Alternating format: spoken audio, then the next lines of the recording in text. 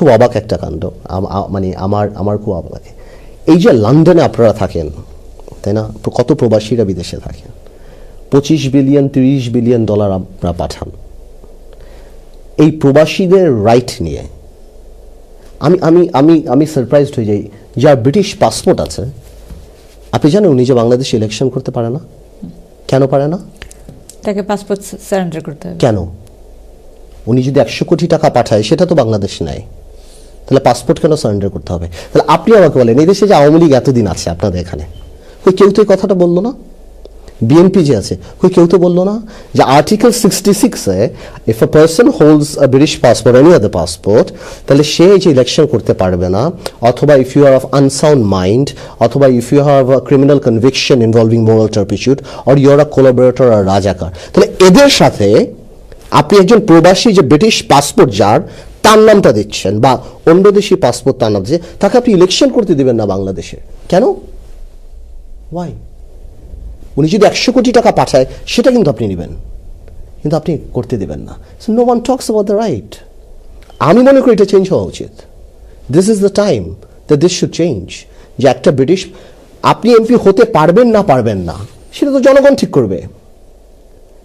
জনগণ যদি রিফিউজ করে আপনাকে যে আপনি বিদেশে থাকেন, আমি আপনাকে ভোট দিব না, দ্যাটস ফাইন, কিন্তু এটা একটা ডিসকোয়ালিফিকেশন হতে পারে না। সো আমাদের দেশের রাজনীতি না সময়ের সাথে পরিবর্তিত হয় না। সো সময়ের সাথে যখন পরিবর্তিত হয় না, তখন সময় আপনাকে ছুড়ে ফেলে দেয়। সো আমি মনে করি এই যে প্রবাসীদের নিয়ে যে কথাটা, এর আগেও আমি পার্লামেন্টে বক্তব্য দিয়েছি প্রবাসীদের নিয়ে, আমি দেখেছি অনেক এমপি এই বক্তব্য হয়তো কপি করে বা তাদের মতো করে বলেছে। But you have to come up with constructive idea. এই যে আজকে প্রবাসী মন্ত্রী নাই কেন? এই যে গার্মেন্টস থেকে 20-25 বিলিয়ন ডলার পাই আমরা, প্রবাস থেকে আমরা পাই। আজকে সৌদি আরব থেকে 2জন টেকনোক্রেট এমপি কেন করা হয় না? মহিলা কোটায় তো আপনি 35-40 জন এমপি রাখেন, তাই না? তারা কি করে, কি বক্তব্য দেয় তারা? আজকে প্রবাসী থেকে একজন, ইউরোপ থেকে 2জন কেন আপনি ওই কোটায় রাখতে পারবেন না MP? So these are modern thinking. You could disagree with me যে পার্থ এটা এই প্রবলেম, এটা problem, but at least I am coming up with something. আপনি আসেন। আজকে 30 বছর 40 বছর আওয়ামী লীগ এখানে, কত বড় বড় নেতারা এখানে, কত কিছু। আজকে বিএনপি 10 বছর এখানে, তো বিএনপির কাজ কি শুধু প্রধানমন্ত্রী আসলে মিছিল করা? আওয়ামী লীগের কাজ কি শুধুমাত্র বিএনপিকে গালিগালাজ করা আর ওই 2 দল প্রধানমন্ত্রী মারামারি করা? এই কনস্ট্রাকটিভ, আপনারা তো আপনাদের রাইটের কথা বলেন না, বাট এই যে আইডিয়াটা, এটা কারো মাথায় আসে নাই। কেউ বলতে পারে না যে আমরা কেন কম্পিট করতে পারবো না, আমরা কেন? সো আপনি যদি কম্পিটই না করতে পারেন ইলেকশনে, বা আপনাকে যদি ডিবারি করে দেওয়া হয়, টু সাম এক্সটেন্ট আপনাকে সেকেন্ডারি করে দেওয়া হচ্ছে। তাহলে আমার মনে হয় কি, এখন এই আইডিয়াগুলিকে রাজনীতিতে আসা উচিত। যেমন আমার আজকের এই শো দেখে আওয়ামী লীগের কেউ বা বিএনপির কেউ যদি এটা বলে, I don't mind 100%, as long it goes to the main centre, যেখানে তারা মনে করে যে না, আসলে প্রবাসীদেরকে নিয়ে আমাদের চিন্তা করুন। আমরা চলি তো দুটো জিনিসে, আমরা প্রবাসীদেরকে নিয়ে চলি, বিকজ তারা আমাদের হাজার হাজার, এই যে সৌদি আরবে যারা থাকে বা তাদের যে ইন্টারেস্ট একটা বড়, আমাদের সবচেয়ে বড় জিনিস আপনার রেমিটেন্স আর আপনার গার্মেন্টস। আপনি আজকে গার্মেন্টস থেকে 2জন মহিলাকে আপনি কি এমপি বানাতে পারেন না? কেন পারবেন? আপনি যখন বিভিন্ন নায়ক নায়িকা গায়িকা তাদেরকে এমপি বানাচ্ছেন, যারা পার্লামেন্টে বসে কোনো কথাই বলছে না, আপনি 2টা গার্মেন্টসের মানুষকে বসালেও তো ওনারা গার্মেন্টসদের অধিকারের কথা বলতে পারে।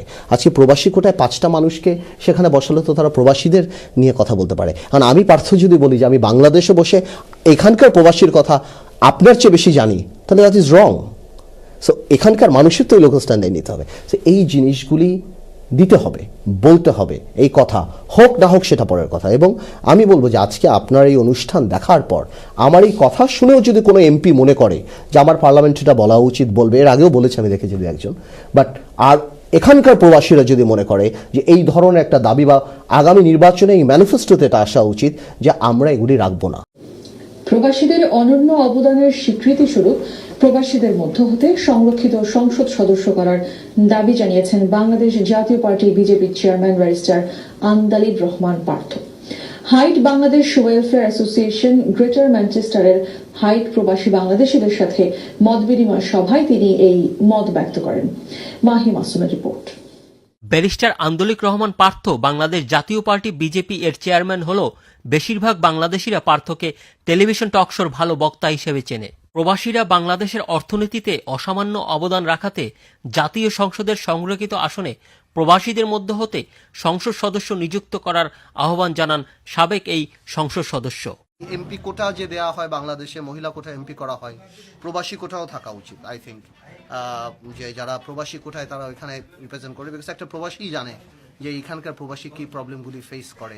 হাইট বাংলাদেশ ওয়েলফেয়ার অ্যাসোসিয়েশনে মঙ্গলবার রাতে প্রবাসীদের সাথে এক মতবিনিময় সভায় আন্দোলিক রহমান দাবি করেন বাংলাদেশের অর্থনীতির মূল চাকা ঘোরানোর কারিগর প্রবাসীরা, কিন্তু তারা সংসদ নির্বাচনে অংশগ্রহণ করতে পারে না, যা নৈতিকভাবে গ্রহণযোগ্য নয়। সবাই জানে যে প্রবাসীদের আমাদের প্রতি কন্ট্রিবিউশন অনেক বেশি, আর প্রবাসীরাই সবচেয়ে বেশি রেমিটেন্স আমাদেরকে দেয়। তো সেই ক্ষেত্রে আর্টিকেল 66 যেটা বার করে যে যারা অন্য দেশের পাসপোর্ট পায় বাংলাদেশের পাসপোর্ট সারেন্ডার করে বা এটা নেয়, বা পাসপোর্ট যদি কেউ নিয়ে থাকে তাহলে তারা ইলেকশন করতে পারবে না। এটা I think this is the time that we should change, এবং প্রবাসীদের বোঝা উচিত, বিকজ ওনাদেরকে ডাইরেক্টলি বাংলাদেশের পলিটিক্সে আসার একটা সুযোগ করে দেওয়া উচিত। বিকজ যারা এত কন্ট্রিবিউট করছে সেটা আপনি নিচ্ছেন, কিন্তু আপনি তাদেরকে পলিটিক্স করতে দেবেন না, আপনি ডিসকোয়ালিফাই করছেন তাদেরকে, তাদের নাম দিচ্ছেন যুদ্ধাপরাধীদের সাথে, কিংবা তাদের নাম দিচ্ছেন ব্যাংক ডিফল্টার, নৈতিক শৃঙ্খলা, মোরাল টার্পিটিউড, যারা crime, criminal offence. I think যে এইটা একটা টাইম আসছে যেটা সবার হওয়া উচিত। বিষয়টি ইতিমধ্যে তিনি সংসদে অবহিত করেছেন এবং ভবিষ্যতে সুযোগ পেলে সংসদে প্রবাসীদের অধিকার নিয়ে তিনি কথা বলবেন। ব্যারিস্টার মিজানুর রহমান মিজানের সভাপতিত্বে অনুষ্ঠিত মতবিনিময় সভায় পার্থ তার দলে যোগদান করে বাংলাদেশ জাতীয় পার্টির দর্শনকে এগিয়ে নিয়ে যাওয়ার আহ্বান জানান। Mahi Masum, ATN Bangla, UK.